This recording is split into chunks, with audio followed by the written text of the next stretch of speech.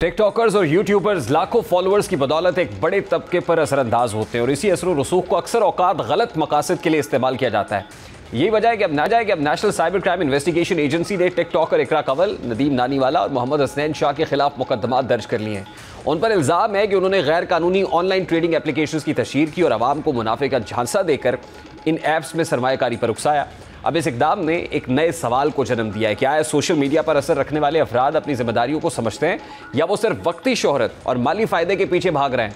ये मुकदमात इस बात का सबूत है कि रियासत अब इस शोबे को मुकम्मल नज़रअंदाज करने की बजाय संजीदगी से देख रही है और ऐसे अफराद को कानून के कटहरे में लाने के लिए इक़दाम कर रही है जो अवामी नुकसान का बाइस बन सकते हैं। ये पहला मौका नहीं है कि जब यूट्यूबर्स या टिकटॉकर्स के खिलाफ कार्रवाई हुई हो।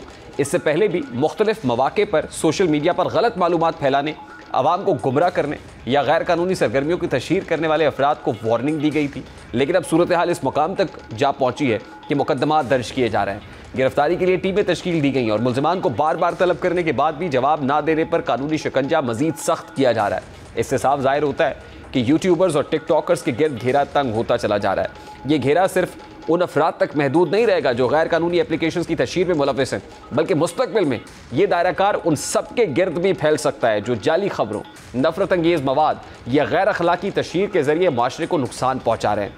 इस तमाम तर सूरत हाल ने नौजवानों के लिए भी एक वार्निंग का किरदार अदा किया है जो जल्दी पैसे और मकबूलियत के चक्कर में अपनी जिम्मेदारियों को भूल कर ऐसे कामों में मुलविस हो जाते हैं जो बाद में उनके करियर और शोहरत दोनों को तबाह कर सकते हैं।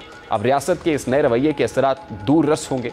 एक तरफ सोशल मीडिया को रेगुलेट करने का अमल मजबूत होगा जिससे आवाम के एतमाद में इजाफा होगा कि ऑनलाइन दुनिया में उनके मफादात का तहफ़्फ़ुज़ किया जा रहा है। दूसरी जानिब इन्फ्लुएंसर्स के लिए भी ये लम्हा फ़िक्रिया है कि उन्हें अपनी सरगर्मियों में ज़्यादा एहतियात करनी होगी।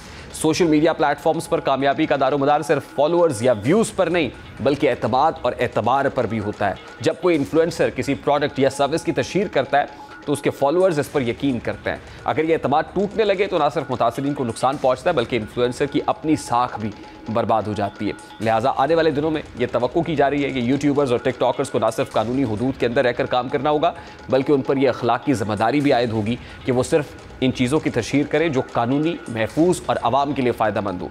बहरहाल पाकिस्तान में सोशल मीडिया इन्फ्लुएंसर्स के गिर्द घेरा तंग होना दरअसल एक कुदरती रद्द-ए-अमल है जिसकी बुनियाद उनकी गैर ज़िम्मेदाराना सरगर्मियाँ हैं। इकरा कंवल, नदीम नानीवाला और मोहम्मद हसनैन शाह के खिलाफ मुकदमात इस अमल की शुरुआत है।